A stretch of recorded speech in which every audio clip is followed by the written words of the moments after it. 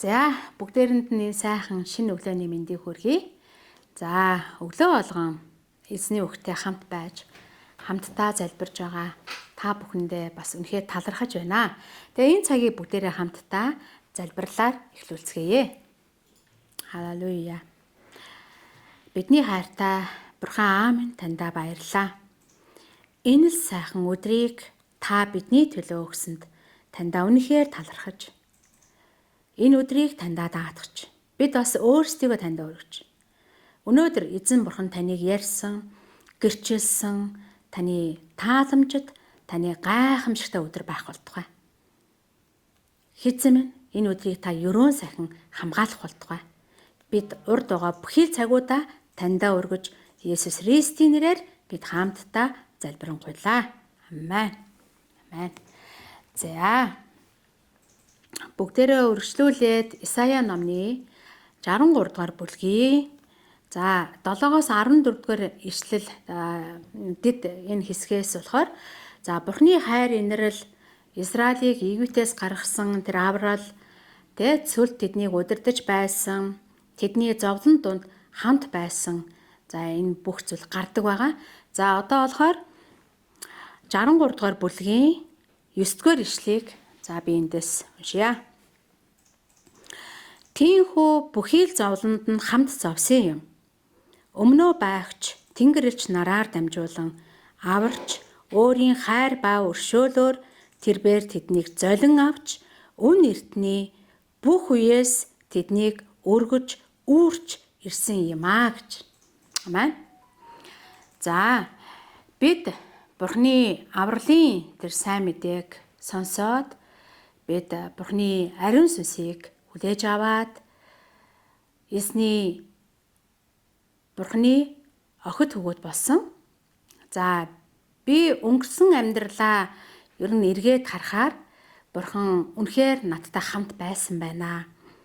Бурхан намайг хамт зовж байхад, шаналж байхад Бурхан үнэхээр надтай хамт байсан байна гэдэг тэр үнэхээр тэр мэдрэмжийг, тэр баяр хөөргийг би олж хардаг байгаа. Бурхан өөрийн тэр хайр өршөөлөөрөө тэр биднийг аварсан шүү дээ. Тэр хайртай учраас, тийм ээ? Бидэнд хайртай учраас өөрийн хүмүүсээ тэр тэрвэрч амьдралын хүнд уюудад хамт байж өргөн явдаг ийм Бурхан юм аа. Жишээ нь бидний хүүхдүүд өвдөхөд бид яадаг вэ дээ? Аав ээж болсон бид үр хүүхдийнхээ хажуунаас холддоггүй, тийм ээ? Тэднийг асардаг, тэднийг тэрвэрдэг. Ээж хүн хүүхдийнхээ өвдөлтийг үл тоодог. Яг л үүнтэй адилхан Бурхан өөрийн хайр өршөөлөөрөө өөрийн хүмүүсээ өргөж явдаг. Тэр үүрч явдаг. Тэр хамт шаналдаг, хамт зовдөг ийм Бурхан гэдгийг бүгдээрээ сая 9-р ишлээс бүгдээрээ хамт уншлаа. Хэн нэгэн өөрийгөө хэрвээ ганцаараа гэж бодож байгаа бол хамт олон дотроо та орох хэрэгтэй. Тэнд төгс хүмүүс байхгүй ч гэсэн Бурхны ариун сүнстэй хүмүүс байгаа шүү дээ. Таныг тэд үүрэх болно. Таныг тэд хайрлах болно. Өөрийгөө ганцаараа гэж бүү бод. Хаадын дээд 19-р бүлэг дээр Илия бүгдээрээ мэднэ. Илия тийм ээ тэр айж байсан, тэр ганцаардаж байсан.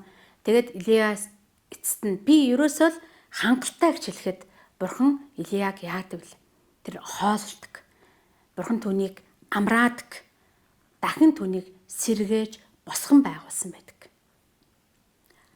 Бурхан тийм ээ хүнийг хүчгүй болох үед тэр түшдгийн адил таныг ч бас Бурхан яг одоо түших болно. Тэгээ бүгдээрээ Бурхан дээр бүх анхаарлаа тавьж миний Бурхан намайг хайрлаж байгаа, намайг түшиж байгаа гэсэн энэ итгэлээр бүгдээрээ өргөжлүүлэн алхасаар байцгаая. Тэгээд энэ цагийг бүгдээрээ хамтдаа залбирлаар тусгая. Хамт бүгдээрээ залбирая. Халелуя Иесус. Бидний хайртай Бурхан Аав минь ээ, таньдаа бид үнэхээр талархаж байна. Өнгөрсөн бүх үеүүдийг, өнгөрсөн бүх өдрүүдийг минь та ерөн сайхан та бидэнтэй хамт байж өгсөн эзэн Бурхан таньдаа бид үнэхээр талархаж байна. Эзэн минь таньдаа талархаж. Эзэн Бурхан минь бид бас бусдын тэр өвдөлтийг ойлгодог, бусдыг түшдэг, бусдыг босгодог, урамшуулдаг нэгэн баймаар байна эзэн минь. Та бидэнд үнэхээр туслаарай. Та бидэнд ядарч байгаа, шаналж байгаа тэр хүмүүсийг таас бидэнд харуулж өгөөрэй. Тэгээд үнэхээр тэдний дээр таны гайхамшигтай мотор байж, таны хамгаалт байж, эзэн минь та байдаг амьд гэдгээ та тэр зовж байгаа, шаналж байгаа, өөрийгөө ганцаараа гэж бодож байгаа өөрийн хүүхдүүдтэй та өөрийгөө таниулах болтугай, мэдүүлэх болтугай. Эзэн минь та тэдэнд амар тайвныг өгөөрэй, тайвширлыг өгөөрэй. Эзэн минь таньдаа баярлалаа. Бүх алдрыг таньдаа өргөж Есүс Христийн гайхамшигтай хүч чадалтай нэрээр бид хамтдаа залбирanгуйлаа. Амен.